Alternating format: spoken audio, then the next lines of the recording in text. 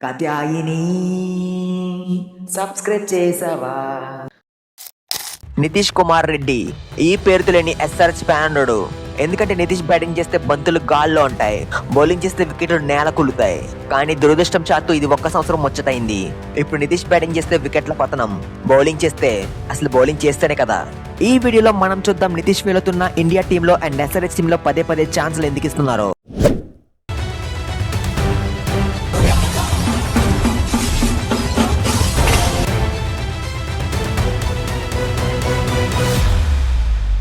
IPL 2024 option లో SRH team Nitish Kumar ని 20 lakhs పెట్టి పర్చేస్ చేసింది. 2024 లో నితీష్ 13 మ్యాచెస్ ఆడి 303 రన్స్ స్కోర్ చేశాడు. అండ్ తన స్ట్రైక్ రేట్ చూస్తే 142 గా ఉంది. ఈ సీజన్ లో తను 4 కన్నా 6 ఎక్కువ కొట్టాడు. తను అన్ని మ్యాచెస్ లో కలిపి 15 4 కొడితే 6 మాత్రం 21 కొట్టాడు. అండ్ ఈ సీజన్ లో తను emerging player of the season award కూడా గెలుచుకున్నాడు.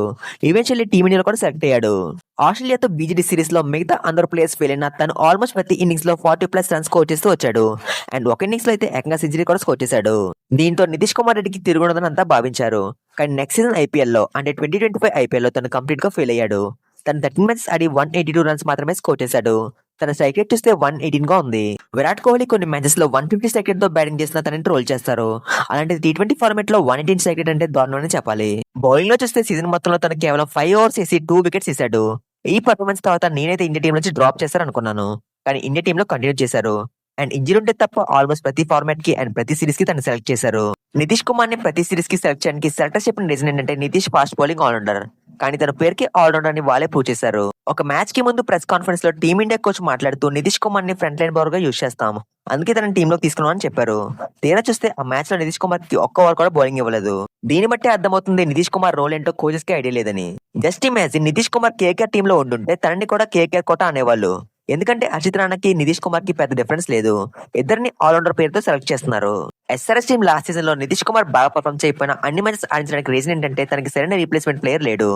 SRS team already Abhinav Manohar, Kamindu Mendis, Eshan Malinga, Sachin Baby ఇలా చాలా ప్లేయర్స్ ని రొటేట్ చేశారు.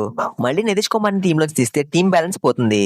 మరి 2026 ఐపీఎల్ కోసం ఎస్ఆర్ఎస్ టీం ఫార్ములా లేని ప్లేయర్ ని ఎందుకు రిటర్న్ చేసుకుందని డౌట్ రావచ్చు. దానికి 2 రీజన్స్ ఉన్నాయి. ఫస్ట్ వన్ తన ప్రైస్ తక్కువగా ఉంది, జస్ట్ 6 crores. అండ్ తను ఆల్రెడీ ఇండియా టీమ్ లో ఉన్నాడు. ఇండియా టీమ్ లో రెగ్యులర్ గా ఉన్న ప్లేయర్ ని ఎవరు అంత ఈజీగా రిలీజ్ చేయరు, అది కూడా తన యంగ్స్టర్. కానీ నెక్స్ట్ సీజన్ కోసం ఎస్ఆర్హెచ్ టీం నితీష్ కుమార్ కి బ్యాకప్ గా ఇంకో ప్లేయర్ ని ఆప్షన్ లో తీసుకోవాలి. తను ఫెయిల్ అవుతున్న టీమ్ లో ఛాన్స్ ఇస్తూ ఉంటే అది టీమ్ కే నష్టం.